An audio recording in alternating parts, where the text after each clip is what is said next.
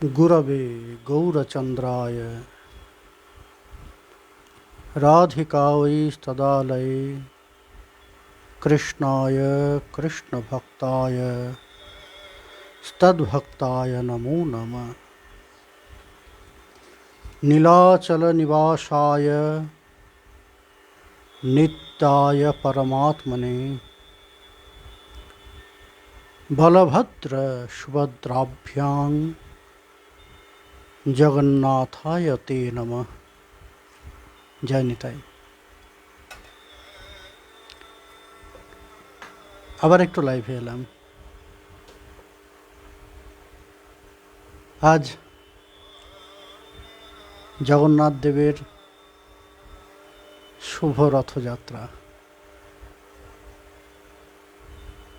বড় আনন্দের দিন। জগন্নাথের বিজয় রথ নির্গত হবেন, হয়ে গিয়েছেন। আবার ওই পুনর্যাত্রায় আবার শ্রীমন্দির বিজয় করবেন।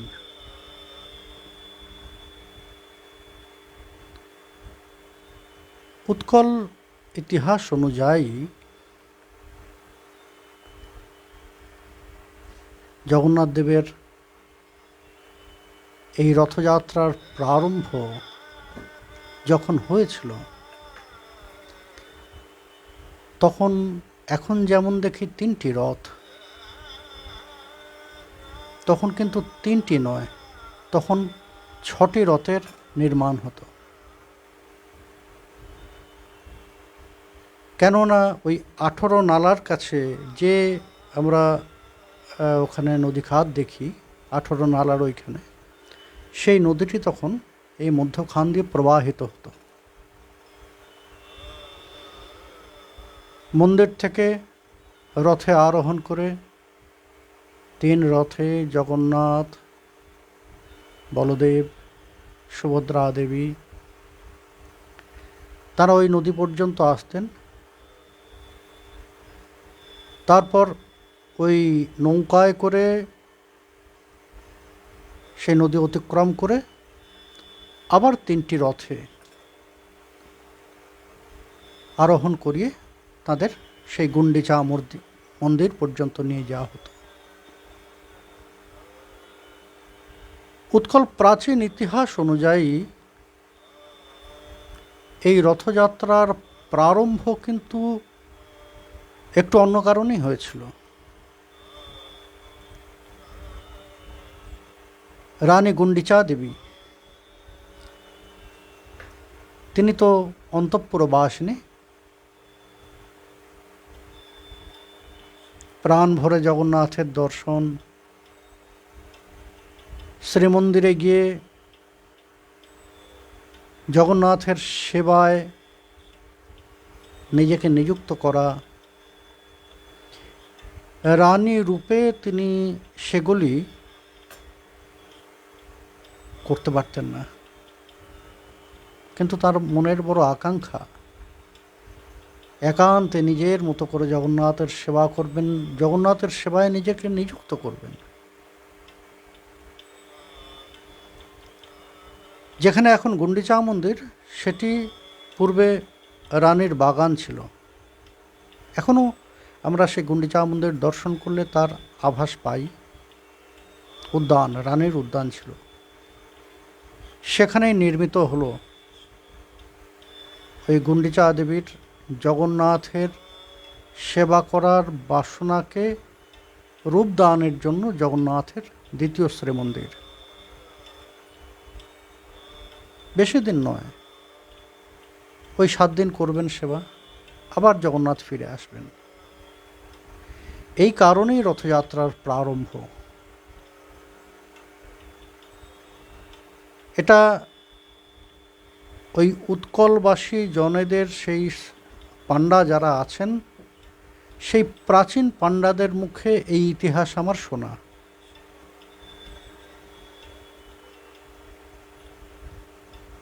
তা সেই রথযাত্রা উৎসব কিন্তু তার পূর্বে বিশেষ মাত্রা পায়নি বা ভক্তজনের কাছে এত আদৃত হয়নি যতদিন পর্যন্ত না শ্রীমান মহাপ্রভু নীলাচলে গমন করলেন। মহাপ্রভু নীলাচলে গমন করলেন, জগন্নাথ দেবের রথযাত্রা দর্শন করলেন, আর সেখানে ভক্ত সংঘট্ট যেটা হতো, কারণ সমস্ত ভক্তের প্রভুকে ছেড়ে তো কেউ থাকতে পারেন না। আরাধ্য প্রাণের জন, তাকে ছেড়ে কোন ভক্ত থাকতে পারে? কিন্তু প্রভুর নিষেধ আছে, না, তোমরা এই সব কিছু এখানে ত্যাগ করে ওই নীলাচলে গিয়ে বসে থাকলে চলবে না। তাহলে কি প্রভু মিলিত হব না তোমার সাথে? নিশ্চয়ই মিলিত হবে। ওই রথযাত্রার সময় তোমরা সকলে আসবে, আমরা জগন্নাথের সেই বিজয়ের রথে সকলে মিলে আনন্দ করব। গৌড় থেকে ভক্তবৃন্দ নীলাচলে গেলেন এবং উড়িয়া ভক্ত যারা ছিলেন, জগন্নাথের সেবক যারা ছিলেন, তারাও সেই আনন্দের সঙ্গে যুক্ত হলেন। সেই স্মরণ মহোৎসব এখনও হয়, উড়িয়া গৌরিয়া মিলন। যারা প্রত্যেকবার, এই লকডাউনের সময়ের কথা বলছি না, এই লকডাউনের এই 2 বছর সমস্ত কিছু বন্ধ হয়ে গিয়েছে এই রোগের কারণে। তা যাই হোক, এমনি সাধারণ সময় যারা গিয়েছেন প্রতিবার রথযাত্রা করেন, আমার হয় না সৌভাগ্য। রথযাত্রা দর্শন হয়েছে, রথযাত্রা পুনর্যাত্রা, কৃপা করে জগন্নাথ দর্শন দিয়েছেন আমাকে। কিন্তু যারা প্রতিবার যান, যারা প্রতিবার এই উৎসবে সামিল হন, তাদের কাছে এই আজকেও যারা সে প্রতিবার যান, সেই তাদের মধ্যে একজন বলছেন যে দাদা বড় মানে এই সময়টা বড় সেই পুরীধামকে মিস করছি আমরা। কেননা তারা প্রতি বছর এই গুন্ডিচা, ওই উড়িয়া গৌরিয়া মিলন, রাঘবের ঝালি সমর্পণ, গুন্ডিচা মার্জন, রথযাত্রা, এই সমস্ত অংশগুলিতে অংশগ্রহণ করতে করতে তারা একাকার হয়ে গিয়েছেন। এখন বিধিনিষেধের কারণে যেতে পারছেন না, কিন্তু হৃদয় তো মানছে না, হাহাকার করছে তাদের ভিতরটা। এই মহাপ্রভু রথযাত্রাকে একটা অন্য মাত্রা দিলেন। সচল জগন্নাথ, অচল জগন্নাথের বিজয় রথের এক মহা সমারোহের যেন আয়োজন করলেন। সেই সমস্ত ভক্তবৃন্দকে দলে দলে বিভাজিত করে প্রত্যেক দলের কীর্তনিয়া, শুধু কীর্তনিয়াই নয়, বাদক, শুধু বাদকই নয়, সেই দলের সঙ্গে কে নৃত্য করবেন তাও প্রভু ঠিক করে দিলেন। আর জগন্নাথের রথাগ্রে স্বয়ং প্রভু তার নিজ পরিজনদের নিয়ে ওই অচল জগন্নাথের সম্মুখে সচল জগন্নাথ নৃত্য পরিবেশন করবেন। বড় সুন্দর সেই রূপের বর্ণনা বর্ণিত হয়েছে, বড় সুন্দর কথা। শ্রী শ্রী চৈতন্য চরিতামৃত বলছেন, গৌর যদি আগে যায় শ্যাম হয় স্থিরে, গৌর যদি আগে চলে শ্যাম চলে ধীরে ধীরে, এই মতো গৌর শ্যাম করে ঠেলাঠেলি, সরস ও শ্যামেরে রাখে গৌর মহাবলী। ভক্তবৃন্দ একবার ভাব নয়নে দর্শন করুন। কি অপূর্ব দৃশ্য! গৌর শ্যাম যেন এক অপূর্ব ভাবতরঙ্গের প্রবাহ। জগন্নাথের দর্শন করতে করতে মহাপ্রভুর সেই বিরহের কথা মনে পড়েছে। রাধা ভাব অভিভাবিত হয়ে আজ ঐশ্বর্যপূর্ণ কৃষ্ণকে দর্শন করছেন, যিনি রথে বিজয় করছেন, যিনি রথে বিজয় করছেন ঐশ্বর্যমণ্ডিত দ্বারকাধীশ। মনে পড়ে গিয়েছে সেই পূর্বলীলার কথা। ইয়ঃ কৌমার হর স এব হি বরস্তায়ব চৈত্রক্ষপাস্তে চন্মিলিত মালতী সুর ভয় প্রৌঢ়া কদম্বা নীলা। মনে পড়ে গিয়েছে সেই মিলনের কথা। সখী, সেই কৃষ্ণকে তো মিলিত হলাম, কিন্তু মন যেন তৃপ্ত হলো না। তাকে দর্শন করি আমার মন চলে গিয়েছে সেই সেই স্থানে, বৃন্দাবনে। সেখানে আমরা যেমনভাবে মিলিত হয়েছিলাম, সেই কুরুক্ষেত্র মিলনের কথা স্মরণ হয়েছে, যেখানে ব্রজগোপিকা বৃন্দ শ্রীকৃষ্ণের সান্ত্বনা বাক্য শ্রবণ করে মুখর হয়ে গিয়েছিলেন, মুখর হয়ে বলেছিলেন, ওহে কৃষ্ণ, তুমি কাকে উপদেশ করছো একবার মনে করে দেখো তো। আহুষ্যতে নলিন নাভ পদারবিন্দম যোগেশ্বরৈ হৃদয় বিচিন্ত মগাদ বোধৈ সংসার কূপ পতিতোত্তরণাবলম্বম গেহং জুষামপি মনুষ্যুদিয়াৎ সদান। যাও যাও কৃষ্ণ, তুমি আমাদের কৃষ্ণ নও, আমাদের যোগের উপদেশ করো। যে শাস্ত্র উপদেশ করলে এ যারা যোগেশ্বর পুরুষ তাদের জন্য, কিন্তু আমরা যে বড় সাধারণা, আহেরিনী গোয়ালিনী, এত কথা বুঝি না। মনে পড়ে গিয়েছে প্রভুর সেই কথা।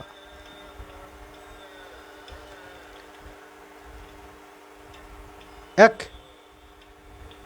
কাতর প্রার্থনা,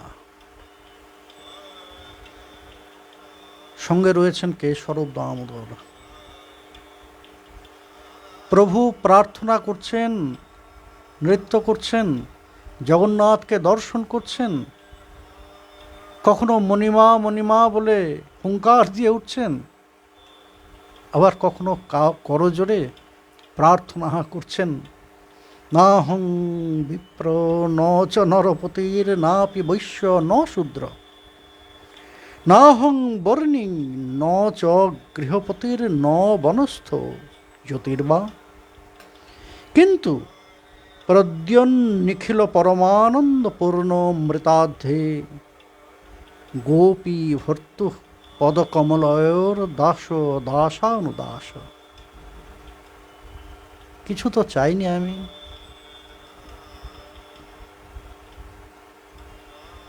কাতর প্রার্থনা, আরতি। নিজে সেই আরতির প্রকাশ করছেন, জগৎকে শিক্ষা দিচ্ছেন, কৃষ্ণ চাও, যদি কৃষ্ণ চাও এমন আরতির প্রয়োজন হৃদয়, এমন আরতির প্রয়োজন। আজ সেই বিজয় রথের দিন, জগন্নাথের বিজয় রথ আজ দিবাভাগে ওই মন্দির হতে যাত্রা করে সেই গুন্ডিচা মন্দিরে পৌঁছেছেন। গুন্ডিচা মন্দিরে পৌঁছেছেন, সেখানে অবস্থান করবেন, আবার পুনর্যাত্রার দিন ফিরে আসবেন। সচল জগন্নাথ সেই অচল জগন্নাথ, রথ পরিস্থিত অচল জগন্নাথকে পথ দেখিয়ে যেন নিয়ে চলেছেন, আবার ফিরিয়ে আনছেন নিজ মন্দিরে।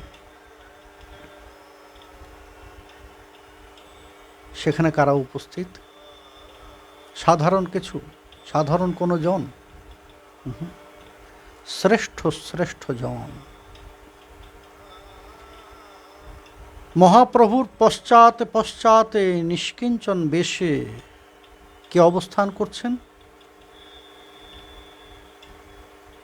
অর্থাৎ অতি দিনহীন বেশে, সাধারণ বেশে কে অবস্থান করছেন? গজপতি মহারাজ প্রতাপরুদ্র। গজপতি মহারাজ প্রতাপরুদ্র কেন? না, প্রভুর কিঞ্চিত কৃপালাভের বাসনা তাঁর হৃদয়ে, সামান্য। তার পরিকরদের এক এক করে প্রভুর কাছে প্রেরণ করেছেন, কিন্তু নিজে প্রভুর কৃপা লাভ করতে পারেননি তখনও। মহারাজ দর্শন করবেন শুনেই মহাপ্রভু বলেছিলেন যে না, সন্ন্যাসী আমি, বিষয়কে স্পর্শ করব না। বললেন যে সার্বভৌম ভট্টাচার্য মহাপ্রভুর কাছে প্রার্থনা জানিয়েছিলেন, প্রভু বড় অনুরাগী তোমাতে, কিঞ্চিত কৃপাদৃষ্টি যদি তার উপর পড়ে সে ধন্য হয়ে যাবে। কিন্তু মহাপ্রভু শাস্ত্রপথকে কখনো বর্জন করেননি, আর করবেনও না।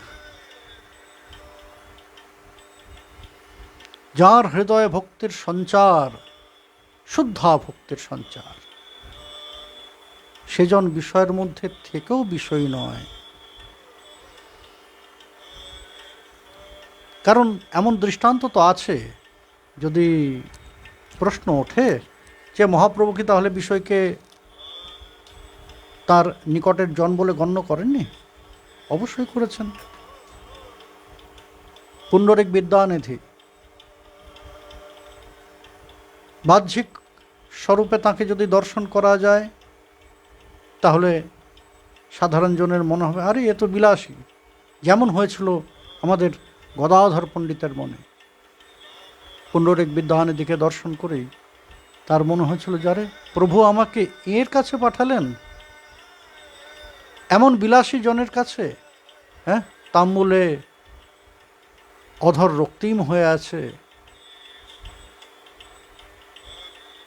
এমন বহুমূল্য বস্ত্রাদি, এমন দুগ্ধ ফেননিব শয্যা, দাস দাসী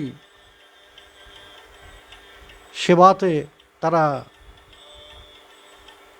সুখদান করছেন, কেউ পিকদান ধরে আছেন, কেউ বাতাস করছেন, বিজন করছেন। গদাধর পণ্ডিতের মনে একটু সংশয় হয়েছিল, কিন্তু পরে সেই সংশয় দূরীভূত হলো যখন তার প্রেমের প্রকাশ, হৃদয়ের ভাবের প্রকাশ দর্শন করলেন। কিন্তু মহারাজ প্রতাপরুদ্রের তখনও তা হয়েছিল না। সার্বভৌম ভট্টাচার্য যখন বললেন গৌরে তো অনুরাগ হয়েছে কিন্তু শুদ্ধা ভক্তির যে প্রকাশ হয়নি, অর্থাৎ বিষয় তখনও তার মধ্যে ঢেকে রেখেছে হৃদয়টিকে, বললেন যে সর্বনাশ, রাজসঙ্গ এ তো কালো সর্পসঙ্গ।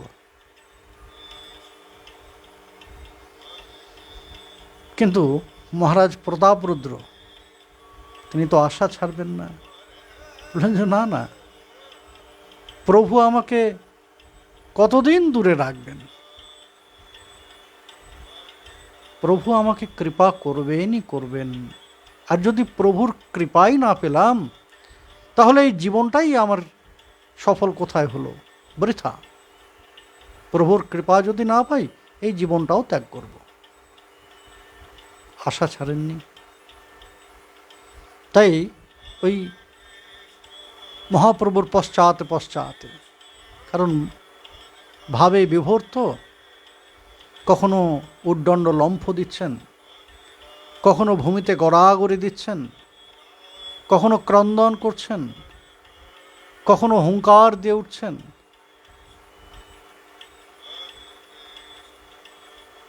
হঠাৎ করে মহাপ্রভু ওই ভাবগ্রস্ত হয়ে পড়ে যাচ্ছেন।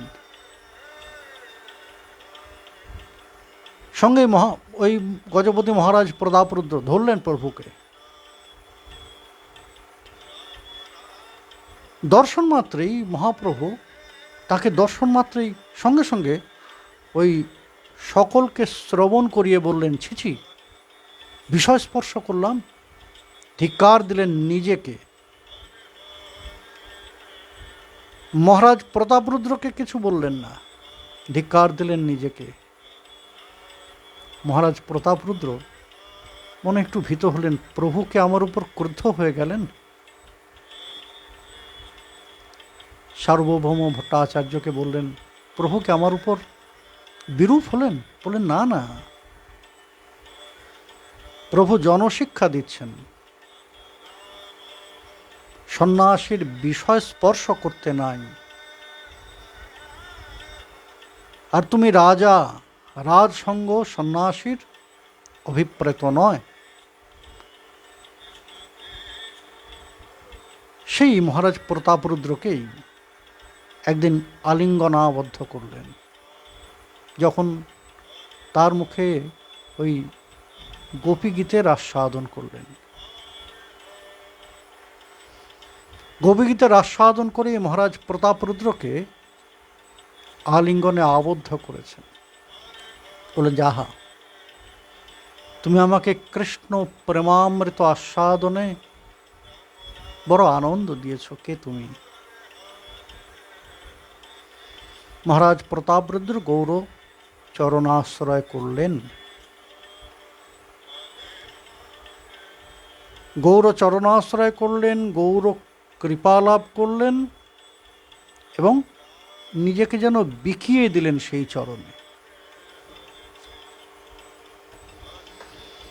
তো মহাপ্রভুর প্রসঙ্গ যখন এলো, তাহলে একটু সাম্প্রতিক বিষয়গুলো একটু আলোচনা করা একটু আমাদের মনে হয় দরকার আছে।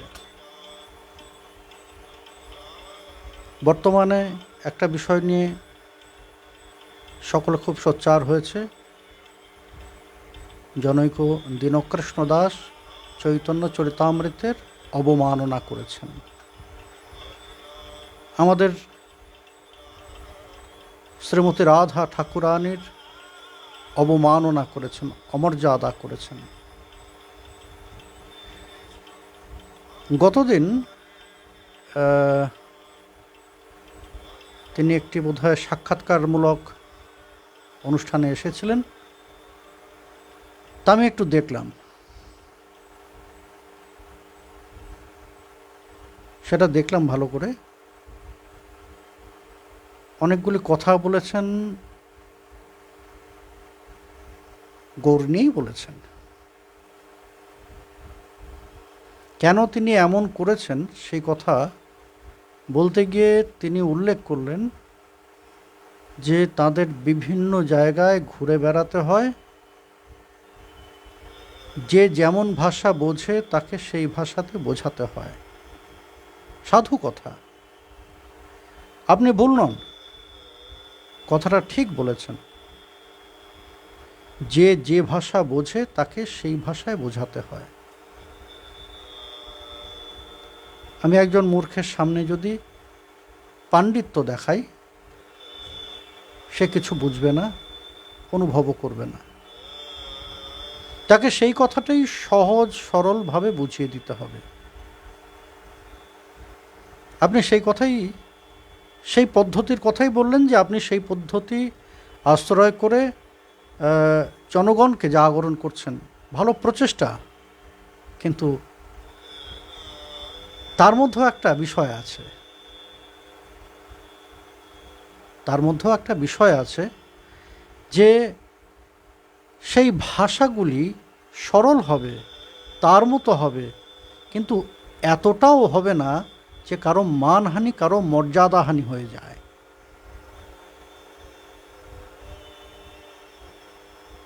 কারো মর্যাদাহানি হয়ে যায়। রাধারানীর সম্বন্ধে যে শব্দটির প্রয়োগ করেছেন, ওই আপনার কথা অনুযায়ী ওই লোককে বোঝাতে আপনি পারবেন আপনার মায়ের সম্বন্ধে সেই শব্দের প্রয়োগ করতে?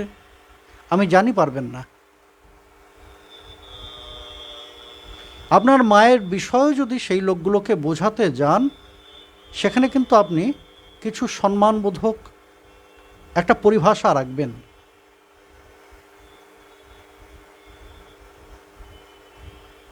অর্থাৎ মর্যাদাহানি করা যায় না। মর্যাদা রক্ষণ হয় সাধুর ভূষণ, মর্যাদা লঙ্ঘিলে হয় নরকে গমন। এ আমাদের পূর্ব আচার্য বৃন্দের কথা, এবং কথাটা সঠিক। যতক্ষণ পর্যন্ত না মর্যাদা দেওয়া যাচ্ছে, মর্যাদা পাওয়ার জায়গাটা তৈরি হয় না। এখন এটাও তো মনে করা যায় না, তাই না, যে আপনার সম্মুখে এতজন ভক্ত বসে আছেন, তারা সকলেই ওই পরিভাষার। এটাও তো মনে করা উচিত নয় যে যারা সম্মুখে বসে আছেন তারা সকলে মূর্খ। এটাও তো মনে করা উচিত সেখানে 10 জন হলেও রসিক শ্রোতা, রসিক ভক্ত থাকবেন।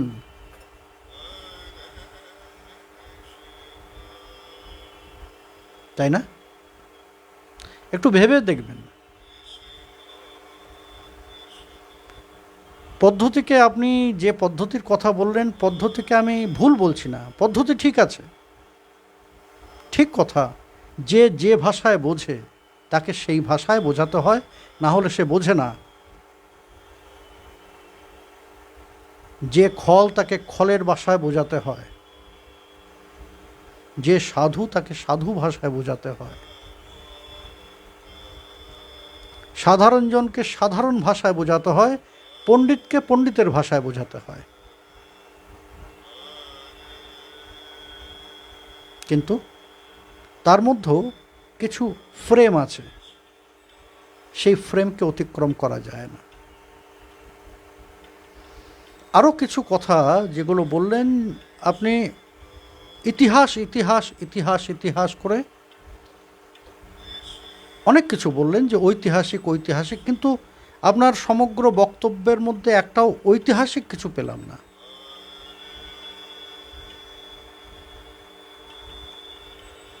ঐতিহাসিক কোনো বিষয় পেলাম না, এবং মূল বিষয় থেকে আপনি সরে যাচ্ছেন। যে বিষয়টা নিয়ে সকলে আপনাকে বলেছে, যে বিষয়টা নিয়ে সকলের ক্ষোভ, সেই মূল বিষয় থেকে সরে গিয়েছেন আপনি। সেই বিষয়টার কথা বলুন। চৈতন্য চরিতামৃত অপ্রামাণিক গ্রন্থ। চৈতন্য চরিতামৃত শুধু আপনি কেন, যে যেমন পারছে বলে যাচ্ছে। আপনি চৈতন্য চরিতামৃতকে বললেন অপ্রামাণিক, অবাস্তব, কাল্পনিক। আরেকজন ভক্তি রত্নাকরকে বোগাস বলে দিলেন।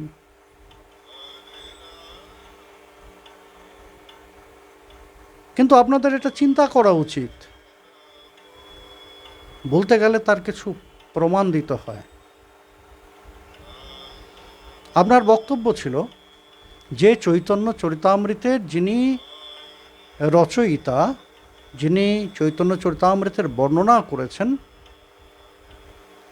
তিনি মহাপ্রভু লীলা সঙ্গোপনের বহু পরে করেছেন। ঠিক, লীলা সঙ্গোপনের বহু পরে।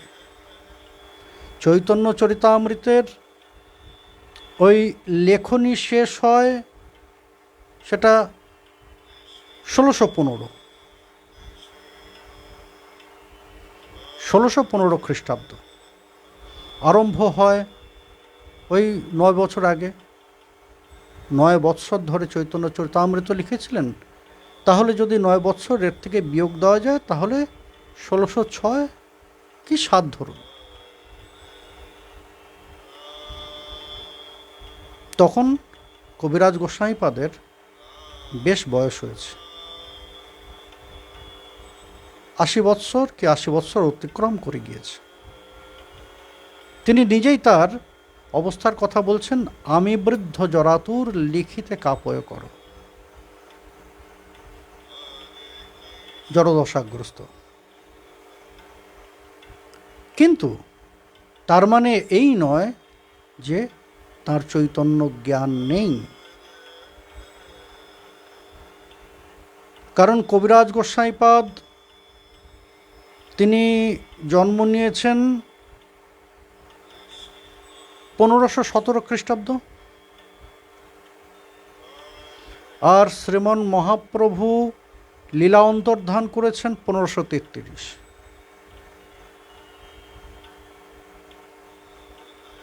শকাব্দকে যদি 1455 শকাব্দে শ্রীমন মহাপ্রভু লীলা অন্তর্ধান করেছেন, ওইটাই খ্রিস্টাব্দে যদি ধরা হয় সেটা হচ্ছে 1533। আর কবিরাজ গোস্বামীপাদ তিনি জন্মগ্রহণ করেছেন ওই তার কিছু পরেই, তার কিছু পরে না, তার আগে। কবিরাজ গোস্বামীপাদের জন্মকাল বলা হয় 1517, 1517 থেকে 33, কত হচ্ছে 16 বৎসর। আবার প্রকারান্তরে আরও কিছু কম আছে, মানে এই ইয়েটা আর একটু বেশি আছে গ্যাপটা, কোনো কোনো জায়গায় উল্লেখ পাওয়া যায়, যদিও তার অর্থাৎ সাপোর্ট খুবই কম, সেটা হচ্ছে 1528।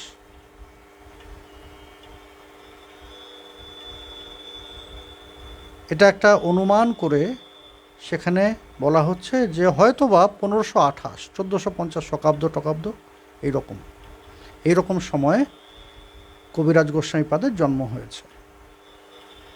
কেননা 16 বৎসর বয়সে, যখন 16 বৎসর বয়স তখন মহাপ্রভুর যদি লীলা প্রকট হয় তাহলে একটু প্রশ্নচিহ্ন আসে যে তিনি তাহলে প্রত্যক্ষ রূপে মহাপ্রভু, নিত্যানন্দ প্রভু, অদ্বৈত প্রভু এদের সঙ্গে মিলিত হলেন না কেন। সেই জন্য অনুমান করে সেই জিনিসটা বলা হচ্ছে হয়তো 1528 খ্রিস্টাব্দে তিনি জন্মগ্রহণ করেছেন, অর্থাৎ গৌর বর্তমান থাকতে থাকতেই তার জন্ম। যখন বৃন্দাবনে গমন করেছেন তখনও তার বয়স খুব বেশি নয়, যুবক। এবং বৃন্দাবনে গিয়ে যাদের সাহায্য পেলেন তারা কারা? স্বরগোস্বামীপাদ, শ্রীরূপ সনাতন ভট্ট রঘুনাথ, শ্রীজীব গোপাল ভট্ট দাস রঘুনাথ, এই 6 গুরু মোর শিক্ষা গুরু হয়। কবিরাজ গোস্বামীপাদ উল্লেখ করলেন যে এদের সঙ্গ করেছেন, এদের কৃপা লাভ করেছেন, কারণ আদরের সাথে এরা তাকে গ্রহণ করে নিয়েছেন। এদের সঙ্গ করেছেন দীর্ঘকাল, এবং শুধু তাই নয়, তাদের থেকে শিক্ষা লাভ করেছেন। সর্বশাস্ত্রে ব্যুৎপত্তি লাভ করলেন এদের কাছে শিক্ষা লাভ করে। স্বরগোস্বামীপাদ শিক্ষিত করে তুললেন।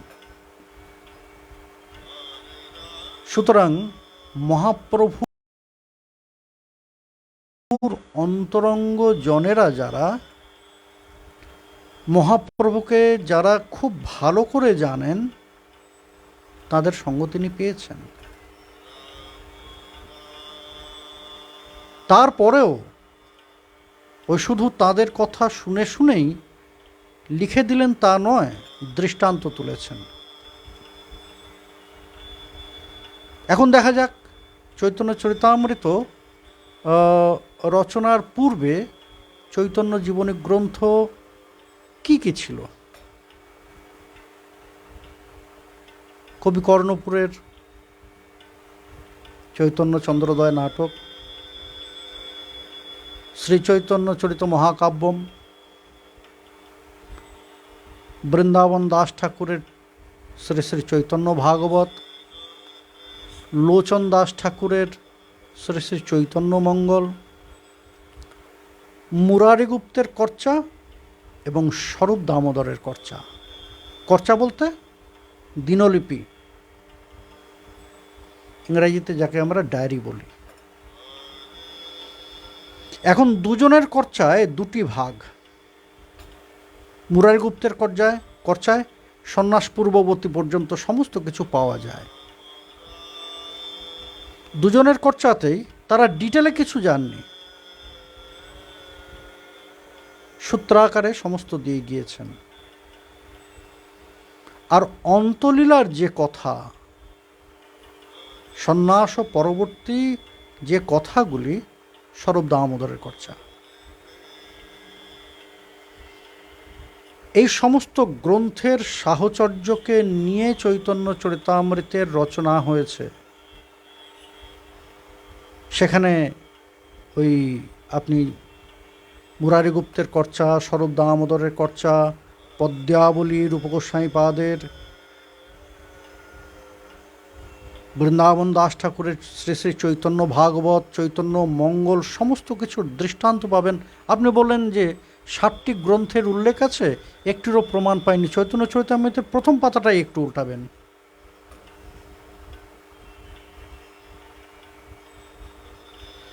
আপনি প্রথম পাতাটাই উল্টাবেন, যে কটি শ্লোক প্রথমে দেওয়া আছে সেগুলো কোথা থেকে নেওয়া একটু ওখানে উল্লেখ করা আছে দেখবেন।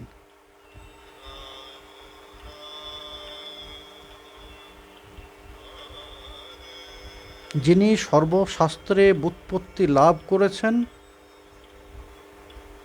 যেমন তেমন জনদের থেকে নয়,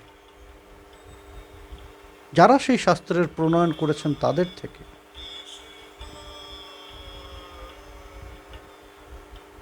জীব গোস্বামীপাদের সঙ্গ করেছেন, স্বর গোস্বামীপাদের সঙ্গ তো হয়েছেই, তাদের ওই পরিপূর্ণ কৃপা লাভ করেছেন। সুতরাং তিনি মূর্খ ছিলেন না, বিচার বুদ্ধিহীন তাও নন। কারণ শুধু শ্রী শ্রী চৈতন্য চরিতামৃতম রচনা করেছেন তা নয়, তার আরেকটি গ্রন্থ সর্বজন আদৃত শ্রী শ্রী গোবিন্দ লীলামৃতম।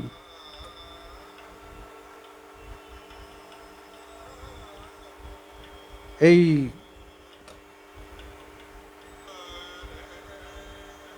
গোবিন্দ লীলামৃতম আস্বাদন করলে এই যে লীলা পর্যায়ে, অষ্টকালীয় লীলা পর্যায়ের আস্বাদন বড় মধুর হয়, প্রকৃষ্ট হয়। বিচার বুদ্ধিহীন, পাণ্ডিত্যহীন, মূর্খ তিনি ছিলেন না।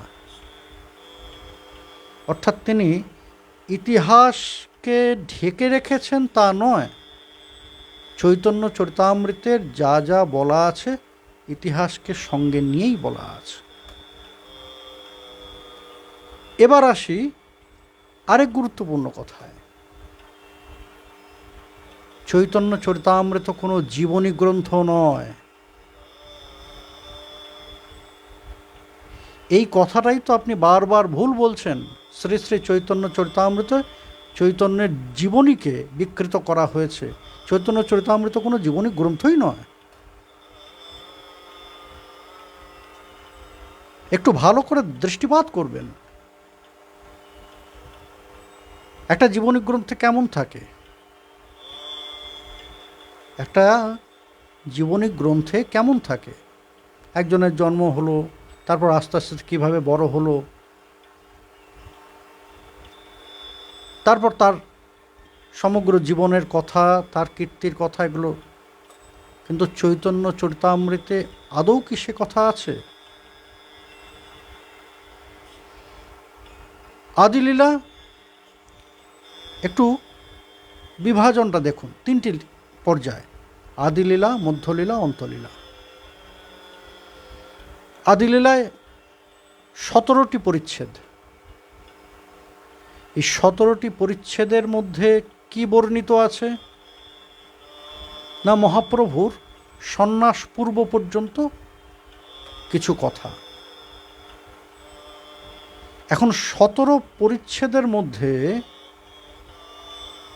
এই জন্মলীলার কথা, তার আবির্ভাবের কথা কখন এসেছে? ত্রয়োদশ পরিচ্ছেদে।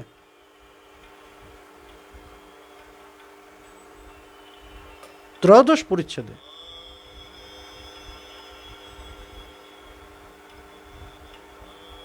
বাল্যলীলার কথা, তারপরে পৌগণ্ড লীলার কথা, যৌবন লীলার কথা, কিন্তু ডিটেলে কিছু নয়।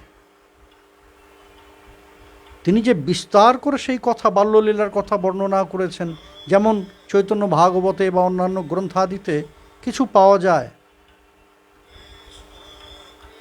এখানে তেমন কিন্তু করেননি কবিরাজ গোস্বামীপাদ। কেন করেননি? তিনি নিজেই সে কথা বলেছেন যে জীবনের সমস্ত কথা তো বৃন্দাবন দাস ঠাকুর বলেই গিয়েছেন, আমি আর নতুন কথা কি বলবো? জীবনের সমস্ত সূত্রগুলি তো মুরারিগুপ্ত, স্বরূপ দামোদর, লোচন দাস তারা বলেই গিয়েছেন, আমি নতুন কি বলবো? কবিরাজ গোস্বামীপাদ সেই বিষয়গুলিকে একটু বিস্তার করে বলেছেন, যেগুলো তারা ওই সংক্ষেপে সেই কথার বর্ণনা করেছেন, বা কেউ কেউ সেই কথার বর্ণনা করেননি। প্রকৃতপক্ষে চৈতন্য চরিতামৃত তাঁর জীবনী গ্রন্থ নয়, শ্রী শ্রী চৈতন্য তত্ত্বের বিস্তার রূপ আলোচনা। শ্রী শ্রী চৈতন্য তত্ত্বের, শ্রীকৃষ্ণ চৈতন্য তত্ত্বের বিশেষ মহিমা, তার অবদান। এই জন্যই এখানে ওই সমস্ত শাস্ত্রের সারকে তিনি তুলে ধরেছেন।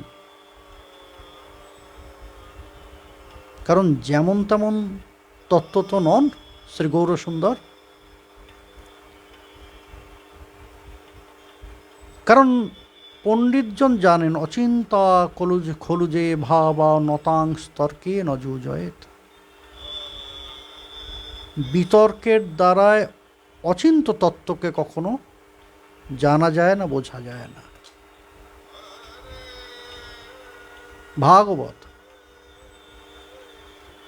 ভাগবতেরও সার যেন চৈতন্য চরিতামৃত, সমস্ত শাস্ত্রের যেন একটা সার শ্রী শ্রী চৈতন্য চরিতামৃত।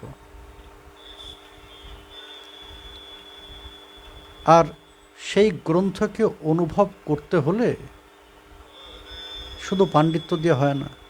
ভক্তিয়া ভাগবত গ্রাহ্যা ন মেধয়া ন বুদ্ধয়া। মেধার দ্বারায়, ইন্টেলিজেন্স দিয়ে শ্রী শ্রী চৈতন্য চরিতামৃতকে বোঝা যায় না। বুদ্ধির দ্বারায় শ্রী শ্রী চৈতন্য চরিতামৃতকে বোঝা যায় না। তার জন্য ভক্তির প্রয়োজন। হৃদয়ে শুদ্ধাভক্তির সঞ্চার না হলে গৌরকে, আর সব থেকে বড় কথা, নিতাই কৃপা না হলে, নিতাই কৃপা না হলে গৌরকে বোঝা যায় না। তা কবিরাজ গোস্বামীপাদ খুব ভালো জানতেন, খুব ভালো জানতেন এই বিষয়টি। কালকে আপনার সাক্ষাৎকারে কয়েকটা জিনিস দেখলাম। চৈতন্যদেব ব্রাহ্মণ্যবাদের বিরুদ্ধে আন্দোলন করেছেন। কোথায়, কোন গ্রন্থে?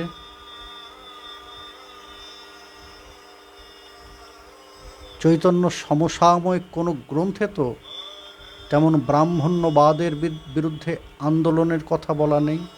ভক্তিবাদকে প্রচার করেছেন, সাম্যবাদের প্রচার করেছেন, প্রসার ঘটিয়েছেন। সাম্যবাদের প্রচার প্রসার ঘটিয়েছেন, কিন্তু একটি গ্রন্থ দেখান। এই যে আপনি পিতৃশ্রাদ্ধের কথা বললেন,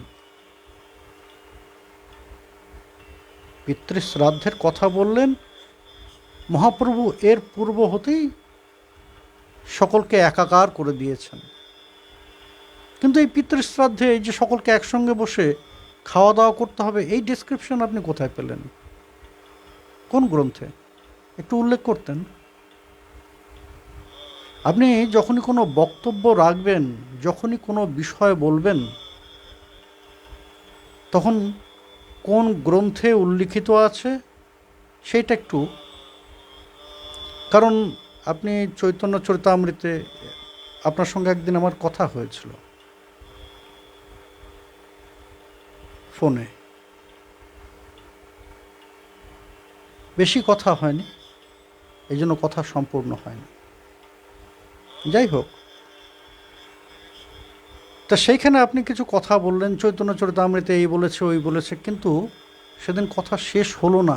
মাঝপথে ওই আপনার ওখানে সন্ধ্যা হচ্ছিল না কি হচ্ছিল বলে আপনি রেখে দিলেন, আর কথা হয়নি। কিন্তু আপনাকে বলি, যে যে বিষয়গুলি আপনি বললেন সেগুলির একটাও চৈতন্য চরিতামৃতের নয়।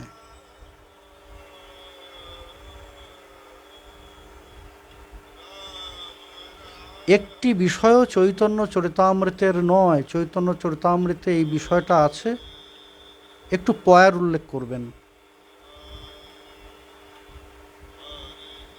যে বিষয়গুলোকে আপনি স্পর্শ করেছেন সেদিন, তার কিছু আছে শ্রী শ্রী অদ্বৈত প্রকাশে, ঈশাননগর বিরচিত। ঈশাননগর বিরচিত আপনার কীর্তনেও যে উল্লেখ করলেন যে মহাপ্রভু আবির্ভাবের পরে শ্রী অদ্বৈতকে স্বপ্নাদেশ করলেন যে যাও দীক্ষা দাও, নাহলে দুগ্ধ পান করবো না। না, বিষয়টা তা নয়। আপনি কিছুটা শুনেছেন, পুরোটা নয়। অদ্বৈত প্রভু সচিমা এবং জগন্নাথ মিশ্র দুজনকে দীক্ষা দিয়েছেন বিশ্বরূপের আবির্ভাবের পূর্বে। বিশ্বরূপের আবির্ভাবের পূর্বে। বিশ্বরূপ হচ্ছেন মহাপ্রভুর অগ্রজ। একটু অদ্বৈত প্রকাশ গ্রন্থটি খুলবেন, সেখানে আপনি দেখতে পাবেন। তাহলে আবার এই কথা বললেন কেন অদ্বৈত প্রভুকে? যাও আগে হরিনাম দাও, হরিনামের মহিমা প্রচার। কলিহত জীবের হরিনাম ছাড়া গতি নেই। হ্যাঁ, কথাটা ঠিকই। আপনি যে প্রসঙ্গটা বলেছেন যে মহাপ্রভু আবির্ভূত হলেন, সচিমায়ের দুগ্ধ পান করতে অস্বীকার করলেন, কথাটা খুব সত্য। সত্যিই এমন হয়েছিল, কিন্তু সেটা তার মানে এই নয় যে সচিমা অদীক্ষিত ছিলেন,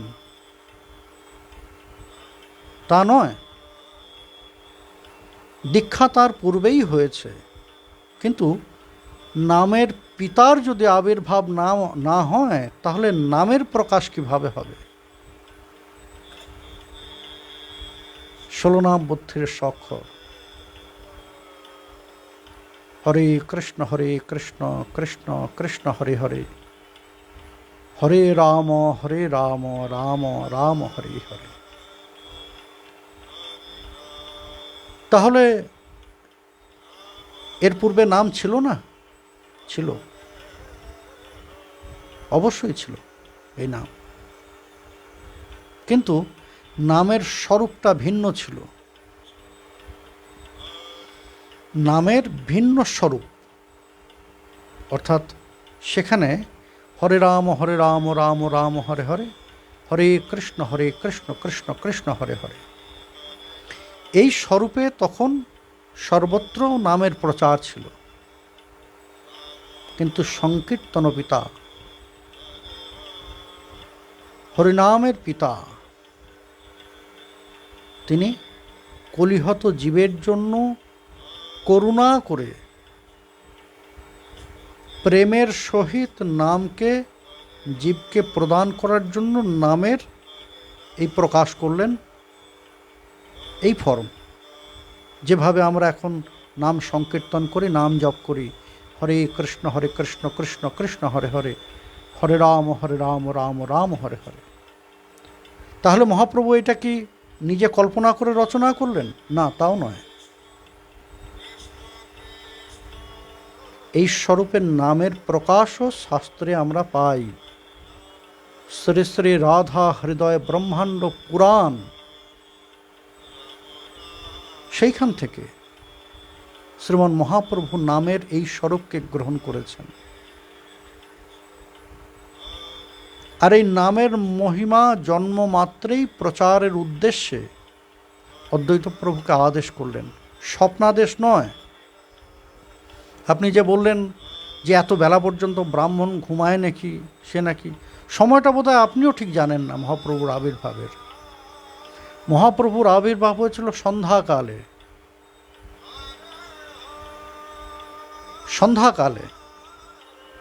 সন্ধ্যাকালে শ্রী গৌরসুন্দর আবির্ভাব হলেন, চন্দ্রগ্রহণ হল,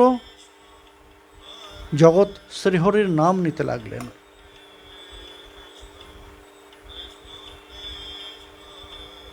এখন প্রভুর আবির্ভাবের সংবাদ শুনে অদ্বৈত আচার্য এসেছেন। সচিমা কেঁদে বললেন যে আচার্য, এই যে সন্তান চোখও খোলে না, দুগ্ধপানও করে না। বললেন যে ঠিক আছে মা, তোমরা একটু একান্তে যাও, আমাকে এই শিশুর সঙ্গে একান্তে কিছু সময় থাকতে দাও। সচিমা জগন্নাথ মিশ্র ঘর থেকে বেরিয়ে গেলেন, অদ্বৈত প্রভু একা। এইখানে প্রভু শ্রী গৌরসুন্দর আদেশ করলেন অদ্বৈত আচার্যকে, তুমি আগে মাকে নাম দাও, না হলে মাকে আগে নামের প্রদান করো। নামের এই স্বরূপ অদ্বৈত আচার্যকে দিয়ে প্রকাশ করলেন। সচিমা নাম পেলেন, শ্রী গৌরসুন্দর দুগ্ধ পান করলেন। এই হচ্ছে ইতিহাস, এটা চৈতন্য চরিতামৃতের নয়। আপনি যে কথা সেদিন আমার সঙ্গে ফোনালাপে উল্লেখ করলেন যে তাহলে অদ্বৈত প্রভু এই যে অঞ্জলি দিলেন, সচিমায়ের গায়ে এসে উঠল সেই অঞ্জলি, কি করে হলো? সচিমায়ের ঘাট কোথায়, অদ্বৈত প্রভুর ঘাট কোথায়? অদ্বৈত প্রকাশে আপনি সেই একই কাহিনী পাবেন। এই কাহিনীটাও অদ্বৈত প্রকাশেই পাবেন। এবং প্রথম যে এই সচিমাকে চিহ্নিত করলেন শ্রী অদ্বৈত প্রভু, কিভাবে এই প্রভুর আহ্বান করছেন, প্রভুর আহ্বান করছেন যে এসো এসো, বাসুলি পূজয়ে কেহ নানা উপচারে, মদ্য মাংস দিয়া কেহ যক্ষ পূজা করে, নিরবধি নৃত্যগীত বাদ্য কোলাহল, না শুনে কৃষ্ণের নাম পরম মঙ্গল। এমন জগতের অবস্থা, হে প্রভু, তোমার আসার সময় হয়ে গিয়েছে। কাতর প্রার্থনা করলেন।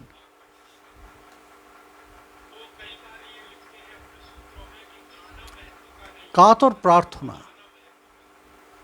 যে এসো এসো প্রভু। অঞ্জলি দিলেন, গঙ্গা স্নান করে অঞ্জলি দিলেন। কোথায়? শান্তিপুরে। অঞ্জলি দিলেন 3 বার। 3 বার অঞ্জলি দিলেন। এখন প্রভু তো নিজ স্থানকে চিহ্নিত করবেন। অদ্বৈত আহ্বানে প্রভু সাড়া দিয়ে যে আসবেন, কোথায় আসবেন তাকে তো জানাতে হবে। ওই 3 বার অঞ্জলি দিলেন, তার মধ্যে একটি অঞ্জলিকে আকর্ষণ করলেন প্রভু, উজানে বইতে লাগলো। সাথে হরিদাস, হরিদাস দেখো দেখো, উজানে যাচ্ছে। অনুসরণ আরম্ভ করলেন।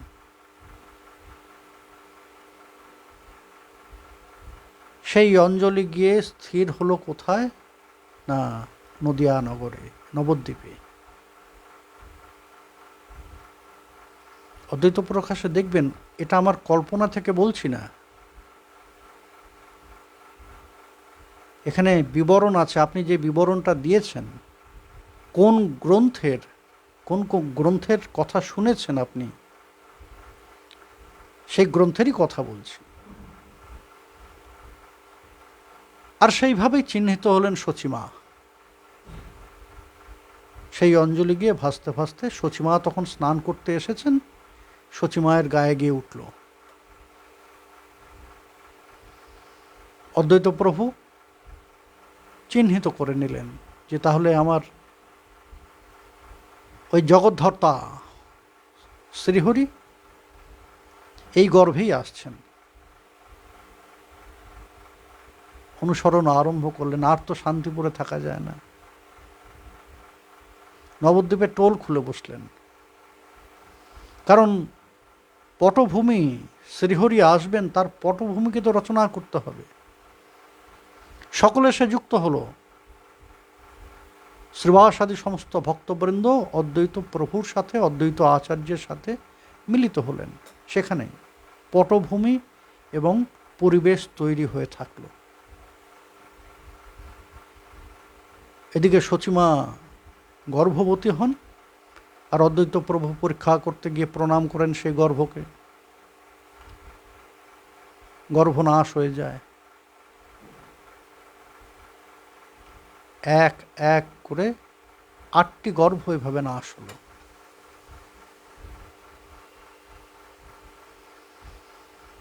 আটটি গর্ভ নাশ হলো। সচিমা খুব অধীর হয়ে গিয়েছেন। আরে এ কেমন?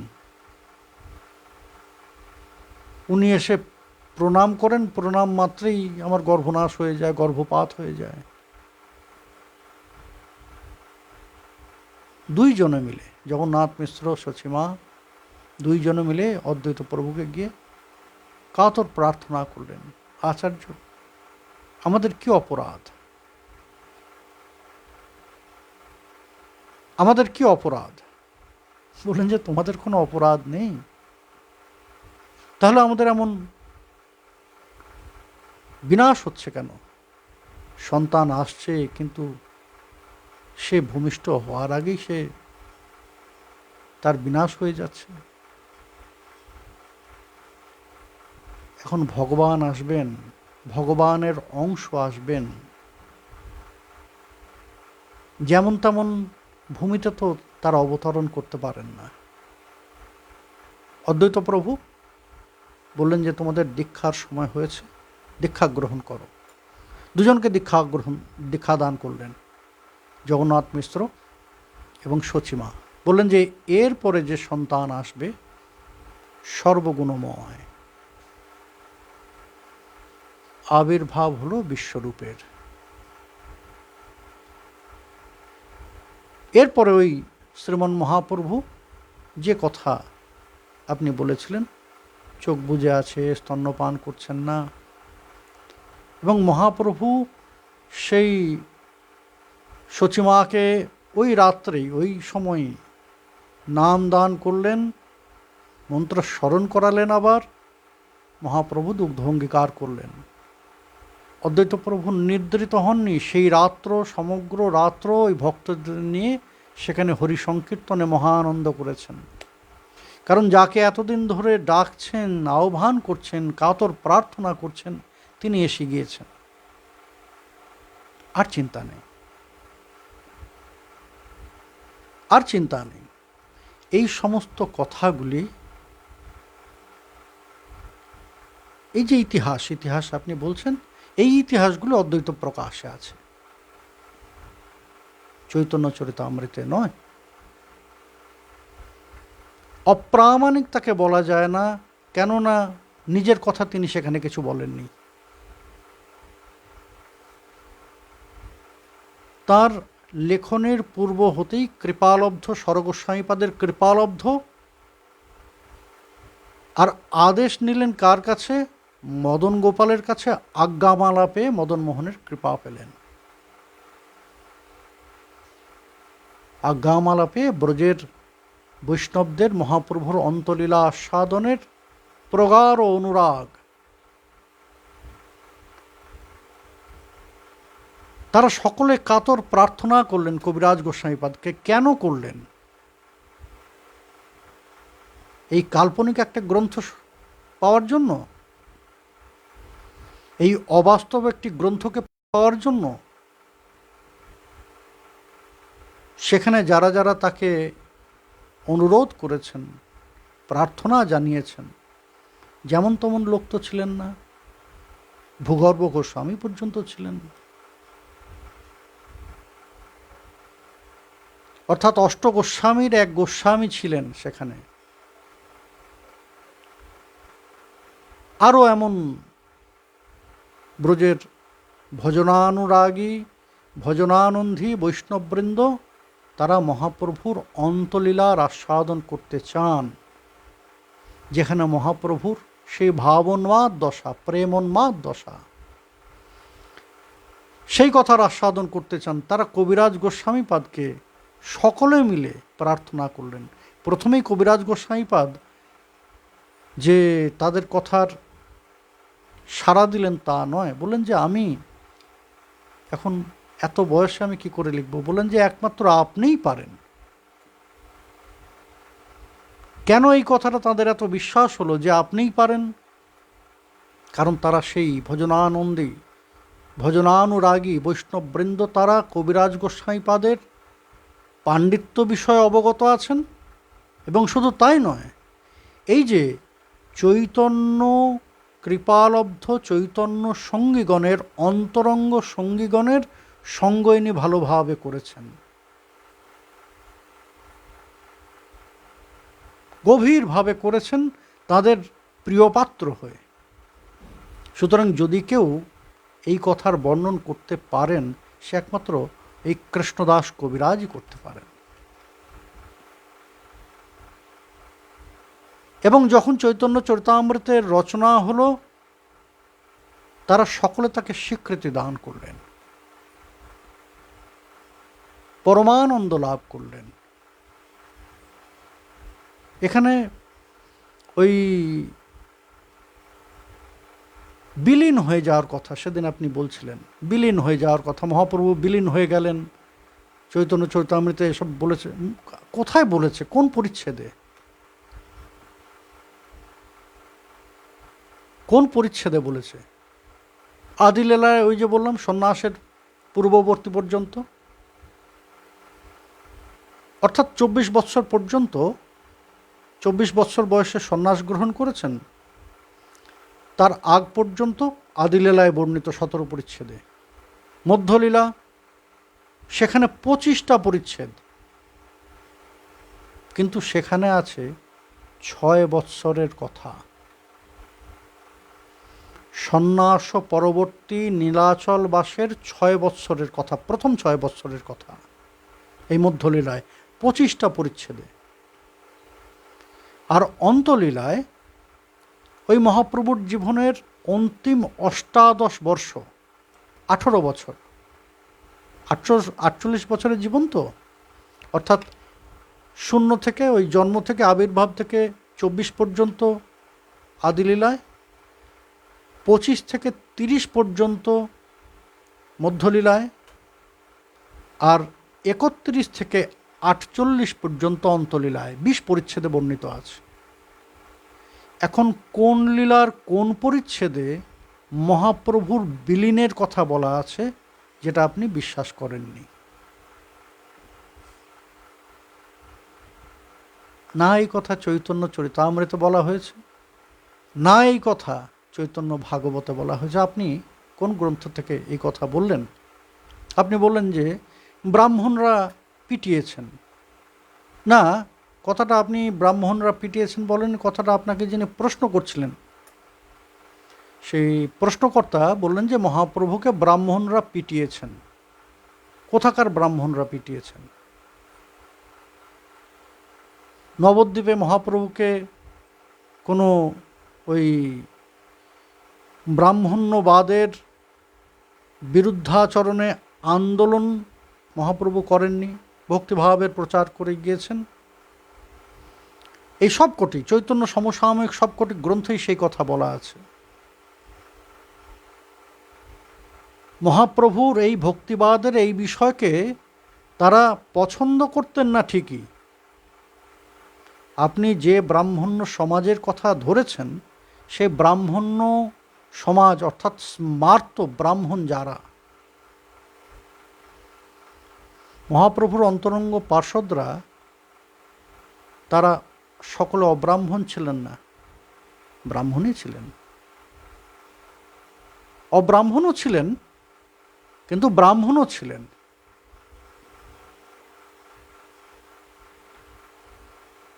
ওই তাদের কোনো গ্রন্থে ব্রাহ্মণরা মহাপ্রভুকে মারধর করেছে, পিটিয়েছে আপনাদের কোথায়? কোথাও তো উল্লেখ নেই। আর যদি বলেন পুরীধামের কথা, যে রাজ্যের মহারাজ প্রভুর চরণে পড়ে আছেন, সেই রাজ্যের এমন কারও কি সাহস হওয়ার কথা? স্বয়ং মহারাজ প্রতাপরুদ্র যার চরণে পড়ে আছেন। কোনটা ইতিহাস?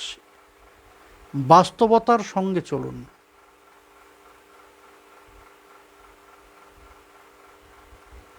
বাস্তব কথা। মহাপ্রভুর সঙ্গীগণ তাদের গ্রন্থাদিতে এমন কোনো কথা নেই, এমন কোনো কথা নেই কোনো গ্রন্থে সমসাময়িক।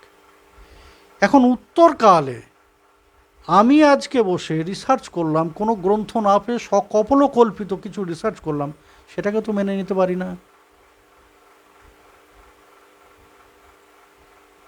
প্রশ্ন তো তাহলে এখানেও চলে আসে, প্রশ্ন যদি ওই সামান্য একটু পরে চৈতন্য পরবর্তীকালে কিছু পরে যদি চৈতন্য চরিতামৃত লিখিত হয়ে থাকে আর তা নিয়েই যদি বিশ্বাসের প্রশ্ন ওঠে, তাহলে এই 400 বছর পরে 500 বছর পরে কেউ একটা লিখলে তার মধ্যে আমি কী করে বিশ্বাস করব? ইতিহাস কোনটা, বাস্তব কোনটা? এবার আরেকটা প্রসঙ্গের বিষয়ে আসি। কবিরাজ গোস্বামীপাদের অন্তর্ধান সম্বন্ধে, ওই তিরোভাব সম্বন্ধে আপনি কিছু কথা বলেছেন, ইতিহাসের সঙ্গে মেলে না। ইতিহাস বলছেন তো, এখানেও একটা ইতিহাস আছে। শ্রীনিবাস আচার্য প্রভু, আপনি বললেন যে শ্রীনিবাস আচার্য প্রভু গ্রন্থগুলি নিয়ে যাচ্ছেন, রাজা বীরহাম্বির সেই গ্রন্থগুলিকে চুরি করলেন কিছু দস্যুকে দিয়ে। কার কথায় করলেন, কার দ্বারা প্রেরিত হয়ে? না, এখানে ওসব কোনো ব্যাপার ছিল না, কারণ গ্রন্থগুলি যাচ্ছিল সিন্ধুকে। জীবগোস্বামীপাদ নিজ হস্তে সেই সিন্ধুকের মধ্যে গ্রন্থগুলিকে সুসজ্জিত করে দিয়েছেন। একটু ভক্তি রত্নাকরে একটু দৃষ্টি নিবদ্ধ করবেন, উল্লেখ আছে সেখানে। জীবগোস্বামীপাদ নিজে সেই গ্রন্থগুলিকে সিন্ধুকে, পিটারা, তার মধ্যে সুন্দর করে সুসজ্জিত করে দিয়েছেন। কেন সিন্ধুকে? না, এগুলো অমূল্য ধন।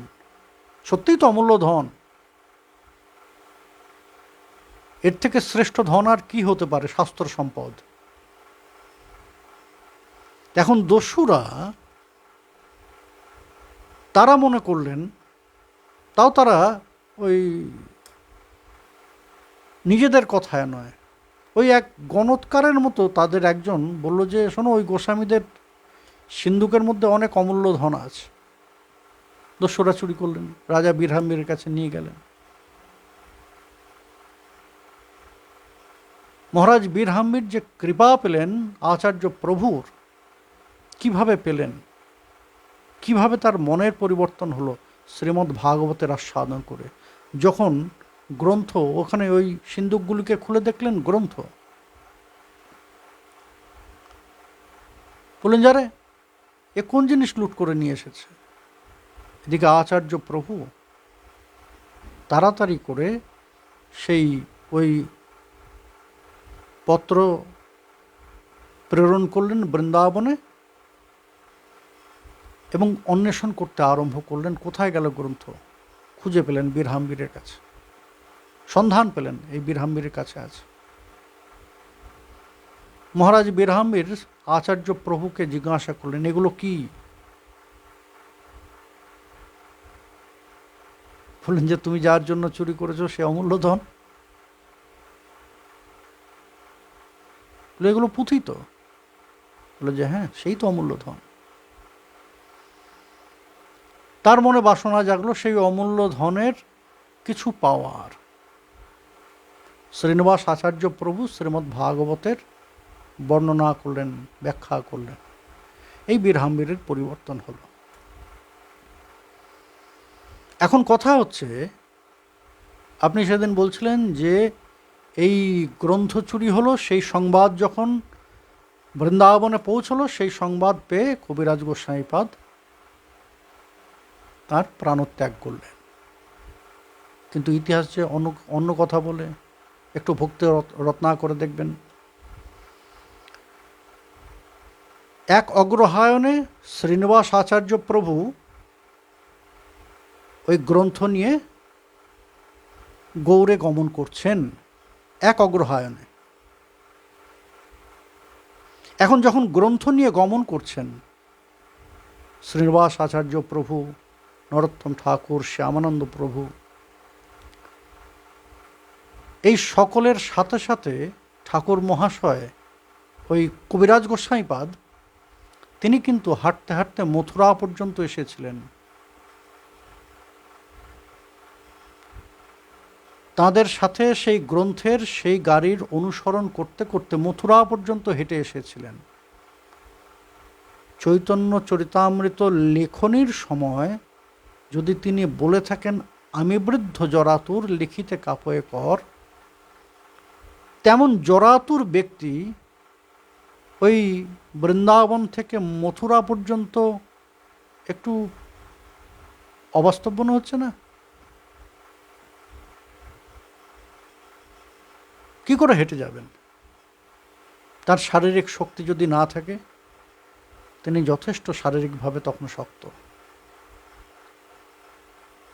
ওই গ্রন্থরাজের মধ্যে চৈতন্য চরিতামৃত ছিল না। চৈতন্য চরিতামৃত তখন লেখাই হয়নি। চৈতন্য চরিতামৃত তখনও লেখাই হয়নি। কেন আমি একটু বলছি। পরের অগ্রহায়ণে শ্রীনিবাস আচার্য প্রভু আবার বৃন্দাবনে এলেন।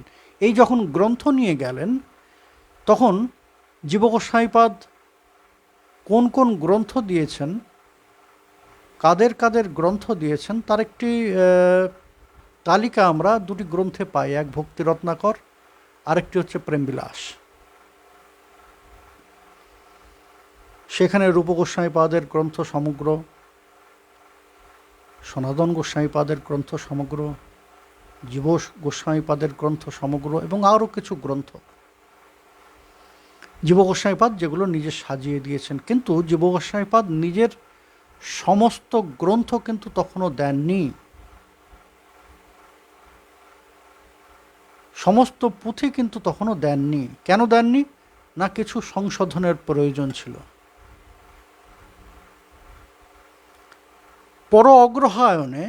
পরের অগ্রহায়ণে শ্রীনিবাস আচার্য প্রভু আবার বৃন্দাবনে এলেন। এই সময় শ্রী শ্রী গোপাল চম্পু, এই গোপাল চম্পু গ্রন্থের ওই প্রারম্ভিক কিছু অংশ জীব গোস্বামীপাদ এই আচার্য প্রভুকে শ্রবণ করিয়েছিলেন। তখনও লিখিত হয়নি পুরোটা গোপাল চম্পু গ্রন্থের। তার ঠিক ওই অগ্রহায়ণের পরের যে পৌষ, সেই পৌষের সময় রামচন্দ্র কবিরাজ তিনি এলেন, অর্থাৎ 1 বছর পরে শ্রীনিবাস আচার্য প্রভু এলেন। তারপরে এলেন কে? রামচন্দ্র কবিরাজ ওই পরের পৌষে রাধাকুণ্ড শ্যামকুণ্ড তীরে সমস্ত বৈষ্ণবগণের সঙ্গে মিলিত হলেন। এবং সেই বৈষ্ণবগণের সঙ্গে যে মিলিত হলেন সেখানে উল্লেখ আছে কবিরাজ গোস্বাইপাদের। কি বলছেন? না, বলছেন কৃষ্ণদাস কবিরাজ আদি যতজন তা সভা সহিত হইল অপূর্ব মিলন। ভক্তি রত্নাকর গ্রন্থের নবম তরঙ্গে একটু একটু দৃষ্টি নিবদ্ধ করবেন। ইতিহাস একটু দৃষ্টি নিবদ্ধ করে এই জিনিসগুলো জানার দরকার আছে। অর্থাৎ রামচন্দ্র কবিরাজের সঙ্গে মিলিত হলেন 1 বছর পরে, তাহলে জীবিত আছেন তিনি তখনও, কবিরাজ গোস্বাইপাদ তখনও জীবিত আছেন। এইবার দুজনে আবার ফিরে গেলেন। ফিরে যাওয়ার পরে খেতরি মহোৎসব হলো। এতদিনে কিন্তু ওই 1 বছর পূর্বে শ্রীনিবাস আচার্য প্রভু দ্বিতীয়বার বৃন্দাবন প্রবেশের পূর্বেই গ্রন্থ উদ্ধার হয়ে গিয়েছে, গ্রন্থ পেয়ে গিয়েছেন, রাজা বীরহাম্বির কৃপা পেয়েছেন। শুধু তাই নয়, আবার সকলের মন আনন্দে ভরে উঠেছে, কেননা সে গ্রন্থ রাজিকে পাওয়া গিয়েছে। 1 বছর পরে শ্রীনিবাস আচার্য প্রভু এলেন। 1 মাস পরে, তার 1 মাস পরে রামচন্দ্র কবিরাজ এলেন, সকলের সাথে মিলিত হলেন, আবার ফিরে গেলেন। এরপরে খেতরি মহোৎসব। খেতরি মহোৎসব কিন্তু এর আগে নয়, এর পরে হলো খেতরি মহোৎসব। যে খেতরি মহোৎসবের থেকে এক নতুন যেন প্রচারের দিক আরম্ভ হলো, রেনেসা, যাকে রেনেসা বলি, নবজাগরণ। গৌড়ীয় সম্প্রদায়ের মধ্যে এক নবজাগরণের সৃষ্টি হলো। এরপরে জাহ্নবা মাতা, নিত্যানন্দ শক্তি মা জাহ্নবা, তিনি ব্রজ দর্শনে এলেন। এই ব্রজ দর্শনে যখন এলেন কবিরাজ গোস্বামীপাদ, ওই রাধাকুণ্ড থেকে বৃন্দাবন হেঁটে গেলেন। রাস্তাটা একটু চিন্তা করবেন, 7 ক্রোশ।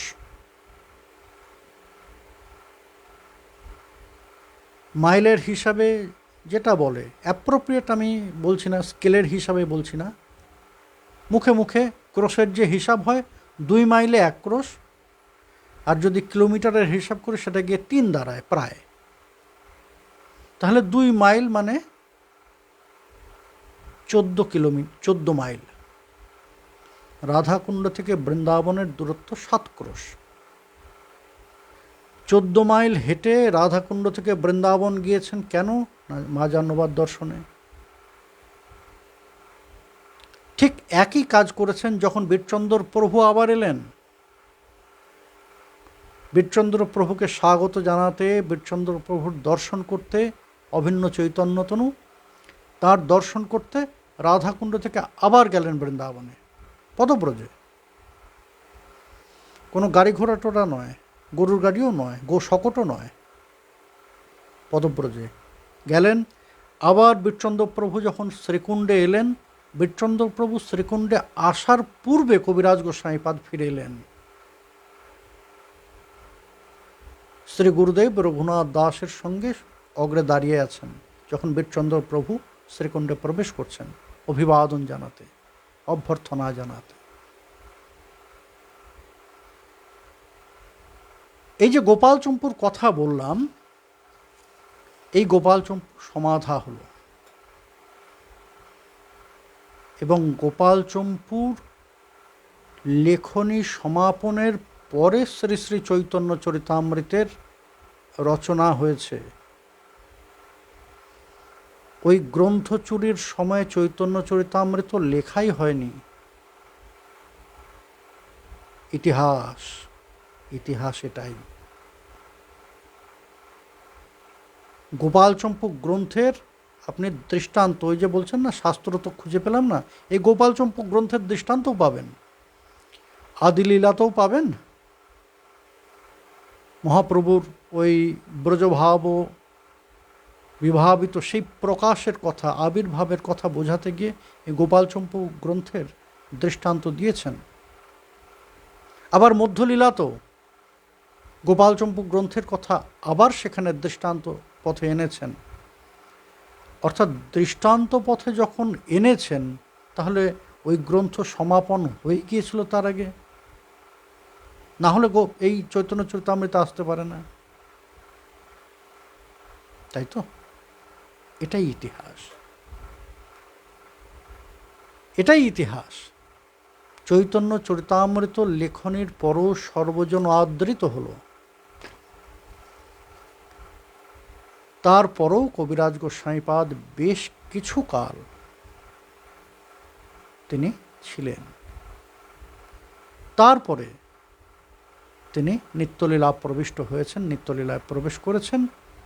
নিত্যলীলায় আর কি প্রবেশ করবেন, তিনি তো কস্তুরী মঞ্জুরি, রত্নরেখা সখী পূর্বলীলার। সুতরাং আজ রথযাত্রার দিনে এই সমস্ত কিছু, আরও অনেক কথা আছে, এখন বললে তো যে যে কথাগুলো আপনি বললেন, কয়েকটা কথার আমি একটু চেষ্টা করলাম। এগুলো আপনাকে উত্তরদান নয়, উত্তরদান নয়। আপনি প্রশ্নটা তুলে আপনি এই কাজটা করে চৈতন্য চরিতামৃতকে জানার একটা স্থান তৈরি করেছেন। চৈতন্য চরিতামৃত বিষয়ে আমাদের সকলের ধ্যান, ধারণা, জ্ঞান ওই প্রকৃষ্ট নেই, সেটা জানার প্রয়োজন আমাদের। আমি যে কিছু বলছি আমি সম্পূর্ণ জানি না, না, আমি পণ্ডিত নই, ওই কৃপাতে যতটুকু। সমস্ত গৌর ভক্তবৃন্দ, সমস্ত গৌর অনুরাগী জনের চরণে আমার প্রণাম। যার বিজয়রথ আজ হয়েছে সেই জগন্নাথ, বলভদ্র, সুভদ্রা দেবীর চরণে আমার প্রণাম। শ্রী গুরু চরণে প্রণতি জানিয়ে আজকের কথার এখানেই বিশ্রাম দেই। জয় গৌর, জয় নিতাই।